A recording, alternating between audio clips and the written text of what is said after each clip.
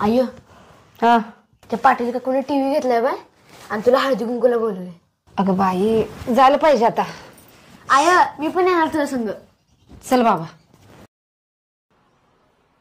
मग इजा कसा टीव्ही? अख्ख्या गावात कुणाच्यात सुद्धा टीव्ही नाही. सगळ्यात पहिला टीव्ही आम्ही आणलाय. असू द्या.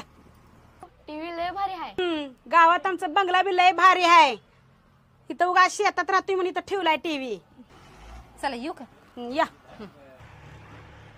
ए काय अहो काकू शक्तिमान बघाल तू. टीव्ही बंद कर. जा लाईट गेली. हे गेला वाटतं. लाव टीव्ही. घर म्हणजे धर्मशाळा वाटली बाय. वर तोंड करून येते ती इथं. आय टीव्ही घ्यायला किती पैसे लागतात ग? विजया असं लगेच दुसऱ्याच काय बघून आले की हाव करायची नाही. हा वरचं शक्तिमान त्यानं बघायला भेटेल ग म्हणून म्हणलं. तर टीव्हीने काय पोट भरायचंय बाई तुझं?